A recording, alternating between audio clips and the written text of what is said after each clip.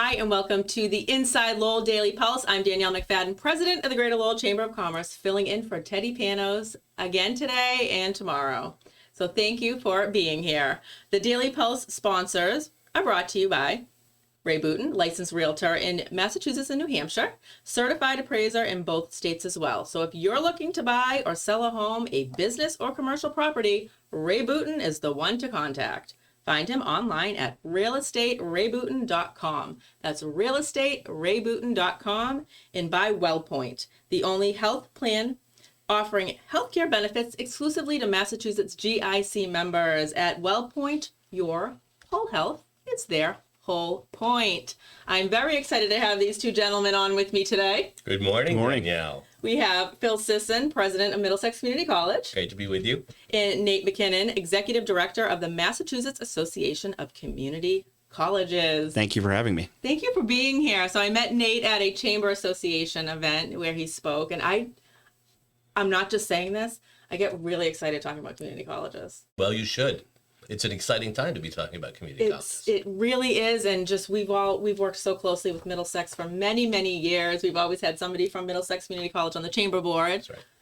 So I'm just excited to kind of scream from the Wellpoint studios about all the great things happening. That's great. Well, we're ready to do it for you this morning. Absolutely. So. That's great, and I know you guys know each other quite well. We do. Yep. We do. We've worked together for a number of years, so this will be a great conversation. It should Absolutely. be. We don't promise anything. We'll see how it goes. Under promise, over deliver. That's the way to do it every time. Every time. So Nate, for those of you listeners who don't know what the Massachusetts Association of Community Colleges is and does. Sure, yeah. The Massachusetts Association of Community Colleges represents all 15 public community colleges across the state. Middlesex is one of our incredibly shining stars. And the 15 colleges each have a board and president, and when they want to speak with one voice or do things together, they do so through our organization. So very proud to work in this role. I've been in it for about a little over 4 years now. And the work we do is really making a big difference across the state for community colleges. I will say Middlesex has a special place in my heart in that I grew up next door in Chelmsford and still live in the area. And my sister's an alum, actually. She is indeed. And a very proud alum. So they're everywhere. Amazing. And Nate's done everywhere. amazing work over the last few years in really impacting state policy that's really supporting students and families across the Commonwealth. So this is unique in some ways. The 15 community colleges have always worked together, but not with this level of advocacy and support. So Nate's doing an amazing job, and that's important for people to know that we all work together to create the kind of policy that's going to change lives. So. Absolutely, and community colleges truly do. Yeah, they most certainly do. Exactly what we do every day. Yeah. So you've been at the association for a little over 4 years? Or correct. About 4 years? Yeah, about 4 years. Yeah. So how has it? I feel like a lot's changed in 4 years. Yeah, you certainly could say so. Especially in higher ed in particular. So if you think about it, when I started in this role, we had a different governor at the time in the state. Mm-hmm. We had a different president, and we had no millionaires surtax. Which is important because that's actually what's led to a lot of the investments that are in the community college at this point. And so, what we've seen since then is a huge reinvestment in public higher education, community colleges particularly, that's paying dividends. And, I had a boss who once said that Massachusetts has 2 gross domestic products. We make brains and cranberries. And in cranberries, we've slipped to number 2 to Wisconsin. So here we are. We're a knowledge economy. Yeah. And the community colleges are at the forefront of that. And for a state that's so long sort of rested on its laurels of being the place with the highest percentage of bachelor's degree completers, I think there's finally a realization that there is a huge population out there who don't have any degree. And not only that, the bachelor's degree isn't necessary for everybody, but some form of post-secondary training and education is. That's where the community colleges come in. That's where we shine. And not to mention that we provide the most affordable pathway to a 4-year degree for anyone who's interested in going to get a bachelor's degree. I was very happy to hear that the money from the millionaire's tax is actually going into education because I think I even brought that up when we met. Yeah. So it's good to know that money's being reinvested Absolutely. into these programs. Absolutely. Yeah. It's something that I think regardless of what your position on the tax was, it passed. The voters passed it, and so the community colleges had some proposals ready to go, and one of them was to work with our state leaders on ensuring access for anybody who wants it, and that's how we ended up with Universal Free Community College. Yeah. Which I'm very excited to talk about. Very exciting. And when Nate started his job, we started talking about what everyone knew was going to happen, was sort of the cliff, the enrollment cliff that was going to happen, specifically in New England. And we see it playing out for 2-year and 4-year institutions. And so a lot of our president's retreat, when we first started working together, was a discussion about what are the policies and actions that are being taken in other states that are making a difference. So Massachusetts wasn't necessarily first in this, but has been very forward thinking in the way both MassReconnect and MassEducate, which are the two policies that we want to talk about today, that have really captured the attention of students and families across the Commonwealth. And of course, our legislators have been so supportive of, and our governor and the lieutenant governor. This is what's really making a difference for us. And so we can see it in the numbers. Absolutely. Do you want to talk a little bit about what those programs are, what the numbers are, and then we'll kind of get really local and talk about the impact it's had on Middlesex and the population in Lowell. Sure. So if you rewind a bit to the fall of 2023, then, or actually early in 2023, a newly elected Governor Healy announced in her inauguration that she was going to make community college free for all adults 25 and up. And that year, that fall, it became a reality. So that was called MassReconnect, and that program still exists. And so what happened in that year was we saw a huge increase in the number of students 25 and older attending any of our community colleges because they could now do so for free. Fast forward 1 year, the Senate president said, "I think that's a great start." It's Senate President Karen Spilka, but she said, "I think we can do better, and I want to make community college free for everybody." And so she championed the next effort, which is a creation of a program called MassEducate. Together, MassEducate and MassReconnect make Massachusetts have the most free, most universal free community college program in the United States. That's incredible. And so that's what we have today. We don't want our students or families necessarily trying to figure out or worry whether they're going to be MassReconnect or MassEducate. Our great people in financial aid offices across the state, including at Middlesex, figure that out for the student.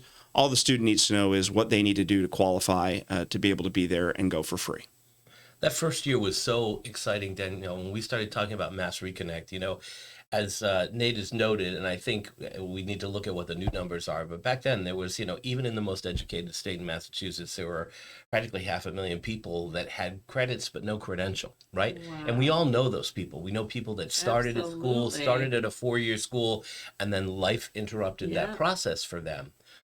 Maybe they had a family, maybe they had something happen to their own parents, maybe it was a job opportunity, and so they didn't finish. And so MassReconnect was all about getting adults the opportunity to return to a community college and finish that degree. And in 2024, the first time we had commencement, over 360 people that were in that audience that were getting a degree that day finished that year because of MassReconnect. Wow.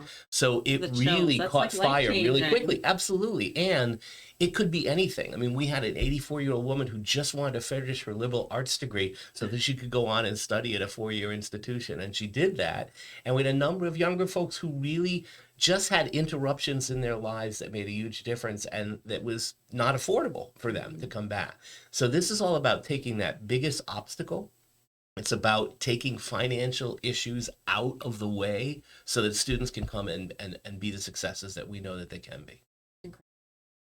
And I'm sure you saw that at all the community colleges throughout the state. Yeah, I mean, one of the most fascinating things to me is, first of all, every one of our colleges has seen just a boom in enrollment over the last 2 years. We are up over 40% in adults 25 and up at this point. We're up 22%, I think, overall from where we were 2 years ago as a segment. And so those type of increases in higher education are unheard of. The only time community colleges have ever seen a increase like that in the past has been because unemployment has skyrocketed and then we're going into a Great Recession. Other than that, especially given our demographics in the region, we weren't expecting to see this type of growth. This means people are hungry for education, and their issue was the being able to pay for it and afford it. One of the most fascinating things to me is the program works as a last dollar program, meaning it comes in after all other federal and state financial aid is available. And instead of the student then having a small bill, this program covers the remaining costs. But the reality is we have many students who are low income, who are what we call full Pell students, meaning they get the maximum amount of Pell Grant, which is the biggest source of federal financial aid. And those students, they're now coming to us and saying, I'm so glad I can now come for free. When we look at their financial aid profile, what we see is someone who could have come for free 4 or 5 years ago before this program existed. The problem is they didn't know that because the message is so challenging. The message has always been in higher education, well, you got to complete a FAFSA, and if your parents' income is this and not this, and how many dependents you have in college, then maybe you could get some aid or a lot of aid, and it will depend on how much it's so confusing. So what we're trying to do with Free Community College is demystify the entire process by just saying, if you're a Massachusetts resident and you don't already have a bachelor's degree, as long as you complete a FAFSA and enroll at least part-time, half-time, 6 credits at once, then it's free. Full stop. There's no extra applications. There's no, you have to meet with, 17 people to do this. There's no community service requirements. It is very simple, and the message is working, and we're so proud of that. So at places like Middlesex, they continue to see huge increases in enrollment. Yeah, it was incredibly challenging the first year because we started actually having to figure out how to package like 4-year schools do. In essence, you're taking people through a FAFSA process and making sure that you can demystify the completion of that form. At the same time, the federal government was going through some significant changes in the FAFSA form, which didn't make life any easier for anyone. Right? But financial aid directors at our institution and the people who work in financial aid really rose to the challenge. And we do a lot of this work in multiple languages, as you know, because we serve here in the Merrimack Valley. But I would tell you that financial aid people are heroes in the fact that they turned this around so quickly in that first year. So whether you make $1 or $1 million, right, you have an opportunity to have a free community college education. We've never been able to say that. And so I think, I was carrying cards around everywhere, Danielle. If I was going into Fuse, or if I was at an event, or if I was walking downtown, I went in to get some bubble tea or whatever, I'm having constant conversations with people who said, oh yeah, I used to go to Middlesex, or I started going to college, or I went to UMass but I never had a chance to finish. They get a card and a communication, and then we immediately get them in touch with someone, because there are people, everyone that's listening today, have people in their lives that have not finished an education. And for what you want to do to show your kids, what you want to do for your own completion and for your own opportunity and what you can do and contribute in the Massachusetts workforce, this is a real opportunity for everybody. And so we have to convince people that it's easy, that we're here for them, we're going to support them every step of the way, and that at the end of the day, they're only going to have that support. They're going to have support for books and supplies. Middlesex has for years had about $2 million in local monies. So we've moved a lot of that money around to support those folks. We've done loan forgiveness where we've been able to do that for people's bills that we've had literally for, in-house loan projects that people took courses before. So we're doing everything we can to take any of those bills and any of those issues off the table. The other thing I'll mention that I think came up a number of times is a number of these students may not have done very well while they were with us. So each of the institutions has a satisfactory completion. We had to really put those folks in motion to be able to make sure that we could deal with appeals for people who perhaps weren't as successful or walked away without officially withdrawing from their classes, which left them with a bad academic record. We had to figure out how are we going to solve that for those folks so that community college could be free. So there's a lot of behind the scenes work that had to be done. And I'll tell you, you couldn't have had a better staff than the staff at Middlesex in admissions, in advising, in financial aid, the outreach to families, the importance of getting this message across, and then delivering to thousands of people in a very short period of time. So heavy lift first year around. Sure. I'm overwhelmed thinking about it. Yeah. It's amazing. Yeah. So we've given out between those two programs close to about $9 million from the state. We've been able to do a lot with summer. You know how a lot of people think that summer is not a semester. Community colleges, students continue all the way through. They do fall, spring, and summer. Students have to take at least 6 credits, so they have to be what we consider half-time, which is fairly easy, and we can develop a schedule. The schedules that we have now are so flexible. 33% of our students completely take their degree online. They get all their services online. They never see the college oftentimes until they come for commencement. So that's been a product of COVID and a lot of really hard work by our faculty and our unions to really meet the demand of really quality, high online education opportunity. But on top of that, I tell you that what's happening is there are hybrid classes, there are 8-week classes, there are multiple starts. The only week that we have no classes running at Middlesex Community College is the week between Christmas and New Year's. That's how flexible the opportunity is for people to be taking classes.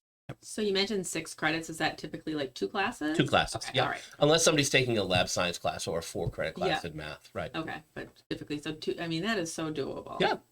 And a lot of times it's doable online or it's doable in a combination with evening work.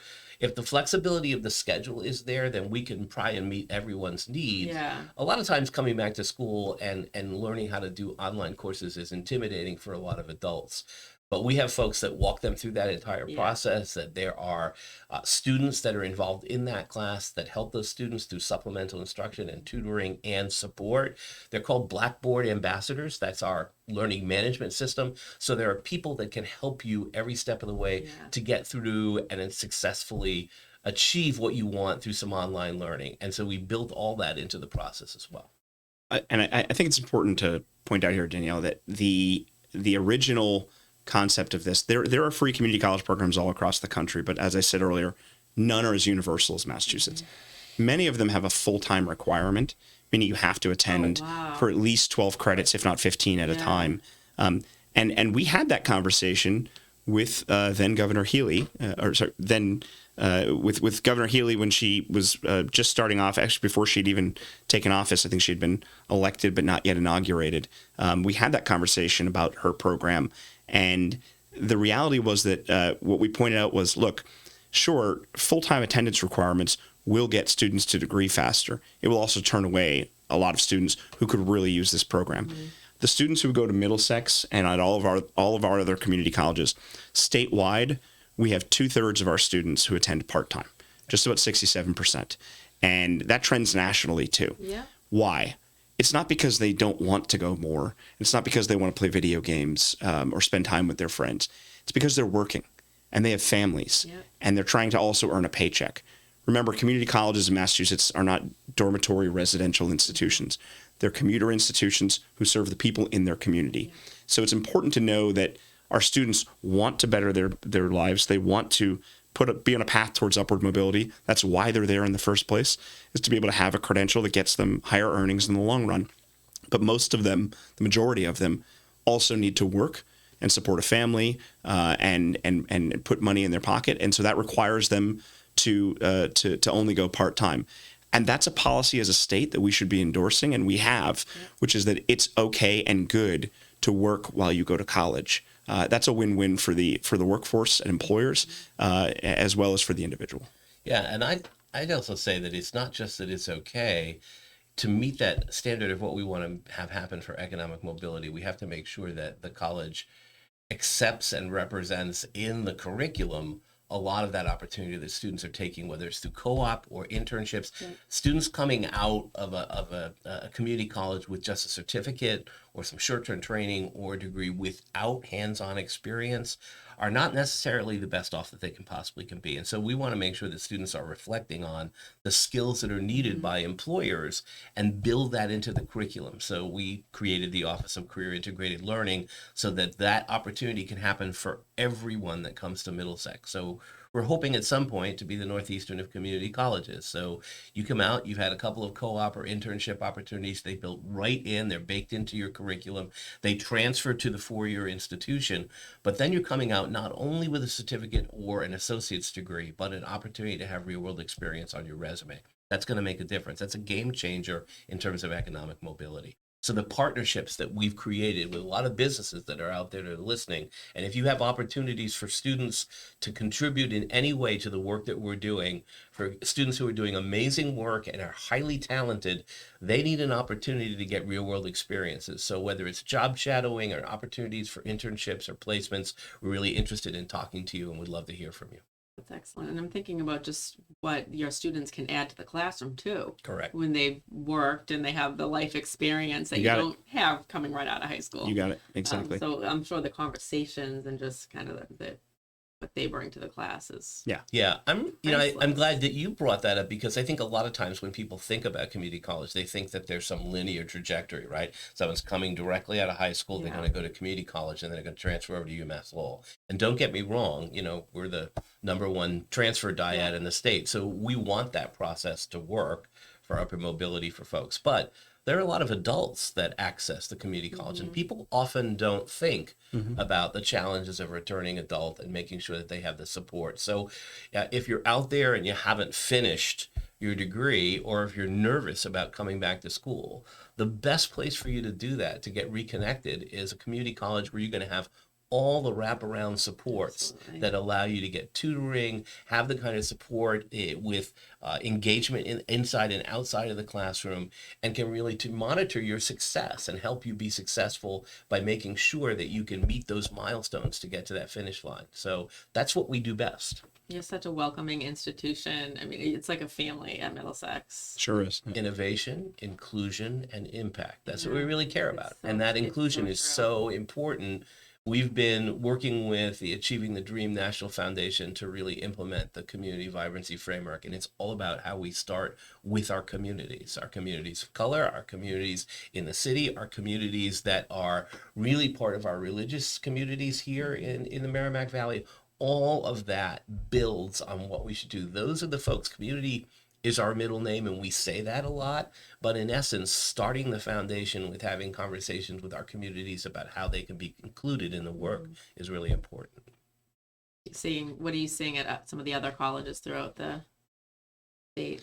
I mean, just excitement. Yeah. To be honest, there's been some press recently about some of our challenges, and every time I'm asked about it, I'm like, look, these are good problems to have. Yeah. So what- for example, Cape Cod Community College last year, their backlog of applications and their staff to be able to process them caused them to say we need to press time out on letting more students in a few weeks before the semester. Usually community colleges enroll right up until the start of the semester. We're having a challenge at almost all of our colleges with just having enough staff and faculty I was going to ask to be about able to meet the hiring. demand, Yeah. right? And part of that is just being able to make sure that we can offer competitive compensation, and people don't come to work at a community college for the paycheck in the first place, but they do need to be able to put food on the table, and if that's their job. And so those are some of our growing pains that we've had. But these are great problems to have when you're growing as fast as the community colleges are, especially if you think about that for so long, the alternative was we were going down. And we just, instead of having major layoffs, we just had attrition. And people would retire and we wouldn't backfill their positions. And we shrunk. Our high water point for the community college was 2010 or 11. And so since that time, the enrollment's just been going down, and that all turned around starting in 23 to 24 academic year with MassReconnect, and then an even bigger way this year with this past year with free community college. Our anecdotal data right now is showing we're up probably overall around 15% again for this coming fall, on top of last year's 15%. I mean, Wow. it's crazy, Yeah. and but we're excited that the message is getting out there. And we want it to get out there. We want to be the place and the state where it is recognized that your free public education doesn't stop at grade 12. It goes all the way through an associate degree. And maybe someday the state makes it all the way through a bachelor's degree. But at least where we are right now, we've taken for granted for so long that public education is free through high school, and then college, you're all on your own. It's time to change that narrative, and Massachusetts is finally doing so. Yeah. And locally, we've had an exceptional board that really supported using MassReconnect dollars to staff up. We spent a lot of time talking about where did we have to make sure we had additional financial aid, additional admissions, additional advising folks, additional mentorship opportunities for students so that we could really deal with the tremendous growth that happened really, really quickly. And that paid off. I mean, making strategic decisions about staffing has really made a difference. And we've just done more of that for this year. When we had MassReconnect and then had to really implement MassEducate so quickly after the fact, I think that was growth that none of us really expected. I mean, when Nate talks about 15 to 17%, we had seen well over 20% in most of those instances. And right now we've had the largest summer that we've had probably in the last 8 years in terms of summer registration, well about 8,000 credits over goal. And same thing for this fall. We're in really good shape. I think so people are beginning to see the opportunity is there. You know, I would be remiss in saying that if I did not talk about the fact that all of this falls on the back directly of staff and faculty at the institution. I mean, we can set out policy, we can work really hard to make things happen on a state level. And we're very grateful to the administration, to our legislators. I mean, we have an amazing delegation here. You well know that, you know, between Vinod, Tyler, and Tara and Rodney and Senator Kennedy, we do great work here and we get tremendous support from them. But at the end of the day, it's our faculty and staff that are going to make this happen. And they've really stepped up to the plate. And they're doing this when there's tremendous change going on in higher education with AI and all of the challenges that they have in really meeting what's going to happen for the next level of education. So I just want to do a shout out to everyone that works at Middlesex who has worked so incredibly hard to be able to have this success be a reality. Admitting students is one thing. But I think Nate and I need to talk a little bit about the success program if we have a moment, because once those students enter the institution, they have to be supported, correct? They have to know that they have connections, that they belong at the institution, and that they really are going to have an opportunity to be successful. And that takes a village to make that happen. Through some funding that we've received called the Success Program, and I always struggle to say what the success program stands for. Supporting undergraduate community college enrolled students. There we go. That's why we have to work on this together. That's very impressive. And it was based on federal TRIO programs that really do an amazing job of case management with students who are, like myself, first generation students, and really need the kind of support because they don't understand how higher education works. And we want to make sure that they don't waste any time or any credits. And so those wraparound supports are so important. Middlesex has had those for years through the TRIO programs. In fact, we have that based in Lowell High School to support those students very early on. But the Success Program has really made a huge difference. And we are really looking to make sure that we continue the advocacy to get us the success dollars that we need. Admitting students is one thing. Making sure that they can get to the finish line by getting all of those supports are critically important. Yeah, the two are really should go together. Free community college is our access strategy that gets people in the door, to Phil's point, and success is our completion strategy. And if you invest in just one without the other, it's kind of sending good money after bad. And so we would, really. It's important that folks understand we need to grow the two together, because right now our growth has all been on the access strategy, and that stretches thin the dollars and the actual supports for the students. And it would be a real loss if in the end of all of this, we let a lot more students into our institutions, but didn't put more out the other side with degrees. No one wins in that scenario. No, the taxpayers don't win, the students don't win, the employers don't win. Right. And so it's really important that we have the tools we need to get people over the finish line. So I'm hearing I'm on the Greater Lowell Workforce Board. I used to be Development Board, and we're talking a lot about people that are aging out of jobs, they're retiring, manufacturing in particular, and how we're going to backfill all of these positions, and also that manufacturing has changed. It's not your grandfather's manufacturing anymore. Can you talk about some of the unique and innovative programs and that Middlesex and some of the other community colleges throughout the state? Sure. You talk about some of the things that we're doing collectively statewide, and then I'll mention a couple that we're doing specifically. Yeah. So our statewide, we have a number of important things happening, particularly in the healthcare space. Every community college has a nursing program that's bursting at the seams and could take more students if we had the capacity to do so, but we don't. And it's not just typical RN. I think that's where people immediately go. Our work in LPN is dramatically growing. Also, CNA programming and training. We regularly get funding, although it tends to be one-time monies, to do free enrollment in short-term programming. All of our free community college stuff doesn't apply to our very short-term programs that are not eligible for federal financial aid. So we're constantly working on that. And I think that we're also starting to see a big interest in something that Middlesex is one of our leaders in, which is biotechnology and biotech manufacturing.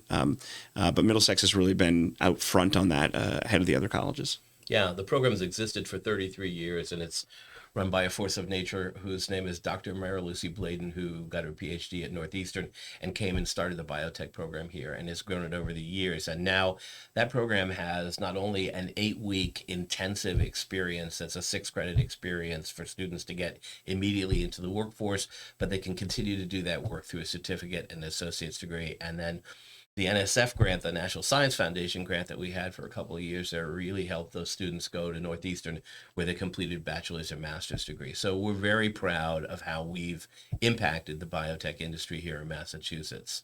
But that was one of the programs that I was going to mention, is that, a lot of our programs, students think that it's going to take them a year or more. There's a lot of short-term opportunities that are happening now. And I think with what we're going to see in potentially the Big Beautiful Bill and what we call Workforce Pell, the opportunity to be able to support that through federal dollars is going to make a huge difference for people who can't invest more than an 8 or 10 week investment in a training program. So that's certainly one of them. And then we also have an amazing opportunity for students who want to work in a combination of robotics and biotechnology and manufacturing. We work with a company named Insulet. We do an 8-week training in cohorts that immediately gets them a job. And that is a high-paying job at $32 an hour. And they have opportunities to grow from there. They can come back, finish their biotech degree or their engineering degree, and move on. So all of this is about stacking credentials so that students get out, get into the workforce as soon as possible, make a living wage to put food on the table that Nate has talked about is so important to our students. A lot of them are already working at multiple jobs. This is an opportunity for them to work at a job that actually is related to what they're interested in doing in their career. And that's going to make a difference for their resume over time. So lots of exciting things happening. Absolutely. And I'm just thinking of somebody that is viewing or listening and wants to go back, but they're not sure what they want to do. I mean, that's what Middlesex is all about. You can sit down with somebody and they'll kind of walk through the options and figure out the perfect certificate or degree for you. Yeah, the Office of Career Integrated Learning is very interested in working with folks. We have 1-credit courses where you can just do career exploration. In fact, if you're undecided, there's a degree program that will fit you right in, and then very quickly after your first semester, we will sort of move you towards a process that allows you to identify a major so that you are really on a track to be able to be successful. So it's not only just about, remember the days when I went to college, you go in and you explore by taking a lot of courses. Right. Yeah, that's And then not you end up with necessarily, psychology you got it. Well, and brains, or you for end those up of with a you lot of listening. credits that you can't use, right? So the idea is, how do we support students through a real process that allows them to do that exploration, but do it through surveys and do it through conversations and job shadowing, and make sure that the career they're going to choose is going to be really what they want, and then give them a taste of that through some introductory level courses that are going to support them, and that those courses are actually stackable and usable in a number of different programs. And not only that, Danielle, but you mentioned people who are listening who are thinking they might want to go back. Everyone who is listening to this podcast, I know, knows at least somebody in their life. That's right. Who could benefit from Massachusetts free community college program. And maybe they're not immediately in Lowell, but they're somewhere else in the state, and there's a community college near them too. Because we all know somebody who, for whatever reason, didn't end up on the path to get a degree and could probably benefit from one now. And so from our perspective, it's important to get the word out and that folks tell each other about this and talk about this. It can be scary, especially if you're an older adult past the age of, 22, 23 years old and thinking of going back. The average age at Middlesex is what, Phil? 28. 28 years old. That's the average age. This is not UMass Lowell. It's not any of the other, 4-year institutions that have mostly 18 to 22-year-olds. And so we're ready and willing to support anyone at any of our community colleges. None of our community colleges have application fees. We're not looking for big, long essays. We're not looking for SAT scores. We're just looking for some basic information and the fact that you have a high school education or an equivalency like a GED or a high set, and that's it. And we'll help you with the rest. So strongly encourage folks to reach out to Middlesex in this area, or if it's elsewhere across the state, their local community college. Yeah, and MassReconnect and MassEducate, we hope, has taken some of the stigma away. So my kids all went to private institutions. I paid a fortune for it, but I saved a lot of money by them getting dual enrollment credit and taking credits at a community college first. Yep. And this is a real opportunity now for a lot of middle-income families and families who would have never considered a community college before, to keep their kids in an environment that they feel comfortable with, give them a chance to succeed at the associate's degree level, and then all of those credits will transfer, not just to public institutions, but to a number of the private institutions that a lot of our families really want their sons and daughters to go to throughout the state.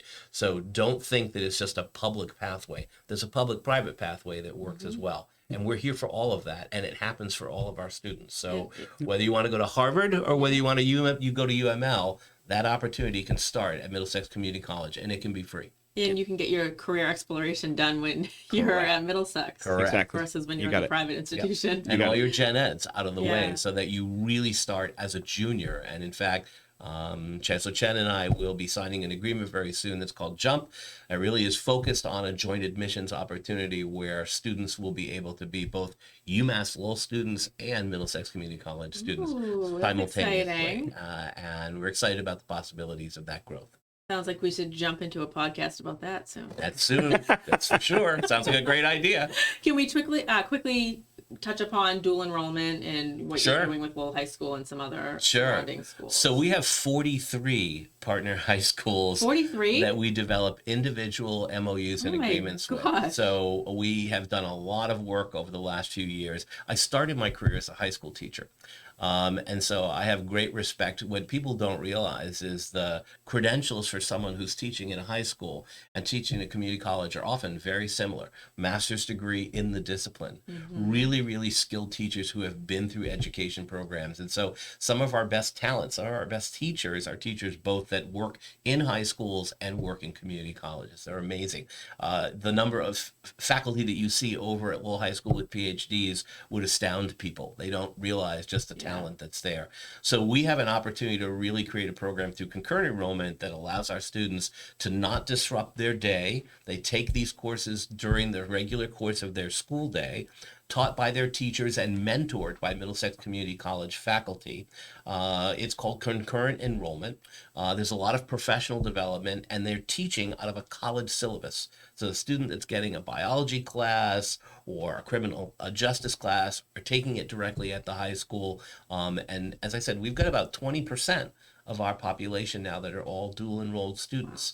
Those students are walking out with significant credits that can go anywhere. It's not just about coming to Middlesex, which I think a lot of families misunderstand. This is about providing opportunity for students to get Middlesex credits that are going to create a transcript that can go anywhere.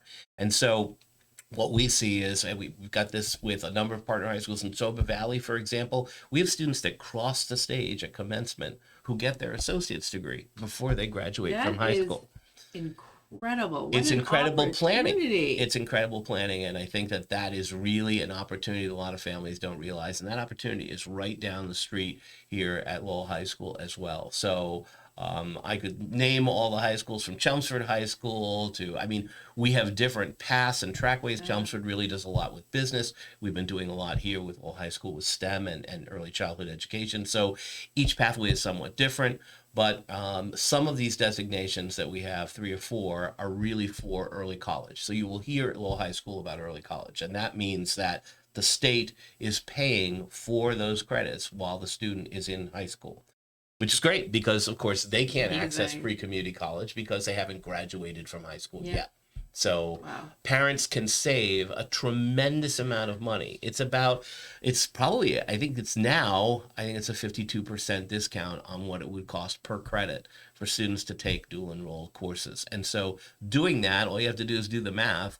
You know that your student can get a lot out of the way. Even if they get 12 or 15 credits a semester, that takes all the stress of wherever they may go. It takes the stress off from when they start as a freshman to be able to be acclimated to the college community and to do that faster with a lot of really good credits under their belt. So our family babysitter in my house is just graduated high school in Westford, and she is going into URI this fall.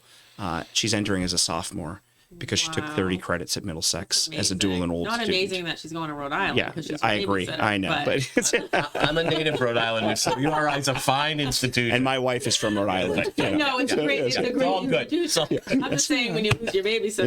It is a challenge. The kids are more upset than we are. You come back for break. Yeah, we've already got her scheduled. But my point is that just shows, That's incredible. this past year she has been taking dual enrollment courses. That's a 25% savings on her total cost at URI because she's entering as a sophomore, right? And so and it's just really important to know that these opportunities exist. The one challenge we have in all this space is what's paid for and who pays for it in the dual enrollment space gets a little murky depending on which high school and which college. But it is available everywhere. And no matter what, even if a parent is paying for it out of pocket, it's still going to be cheaper than paying for it down the road. Yeah. That's true every time. Yeah. And at Middlesex, we've been working with our advancement team so that we have scholarships for those dual enrolled students so that they have an opportunity early on, whether they're coming to Middlesex or not. So I think if you're out there and you're hearing there's an opportunity for you to come back and finish your own degree, find friends and family members that have not done that and do that for free. But also that, the idea of making sure that your kid, if they're in high school, is really accessing all of the opportunities to gain credits, because AP is great, but you've got to pass a test and you got to pay for that test. You have to pay for college credits, but like I said, that transcript lives on forever. You can take it anywhere you need to. So it's fully portable, and that really applies to any school that anybody wants to go to. So, and of course, we're here for anybody who would like to do that. But I think the most important piece is that if you live in Lowell, I mean, this is a cradle to grave opportunity. The bottom line is you get your early childhood education here. The Lowell Public Schools works very closely with us, and of course, through the work that we do with Project Learn to support them. You get credits through high school, and then of course you can come to a community college or go directly to UMass Lowell. But your opportunity to get a degree, multiple degrees, baccalaureate degrees, master's degrees, PhDs, all happen within the city of Lowell. Yeah, we're very lucky. Yeah, we're very unique. We are. Yes. We are unique. Yeah. And the fact that partnership is so strong between Lowell Public Schools, the community college, and the university, we work in tandem along with the city to make sure that we provide this for citizens. So if you live in Lowell, you're lucky. Yes, lots of exciting things happening for sure. Well, Phil predicted that we could go on way too long. Yes, and I think yeah. And we just did. yeah. All right. So any last minute parting words? No, just check us out on the website. We've just redesigned the website. You can click on very easily at www.middlesex.edu, and you'll be able to find everything that you need for the first steps, or just call. We have a call center. You can stop in at any time. Yep. Someone will help you walk through every step of the process with that financial aid form to make community college free for you. And remember, it's not about your parents' income anymore. It's about completing the form and getting through the process. So it's paperwork, support. Community college is free. And my challenge to everyone would be think of maybe 2 or 3 people that could benefit from this. Tell them about it. Yeah. That's the only way we really we don't have big marketing budgets in the community college space. No. So we're relying on the word of mouth and people to let other people know that this exists. Thank you both so much for being here. Thank you for having us. We could go on even longer. So maybe Sure we'll have you could. back on Thanks for having us. sometime Thank you for soon. having us. Yeah. And thank you all for tuning into an episode of the Daily Pulse. Again, Danielle McFadden filling in for Teddy Panos. And again, we want to thank Wellpoint. We are in the Wellpoint studios for sponsoring the Daily Pulse, and Ray Booten as well. And I will see you again tomorrow.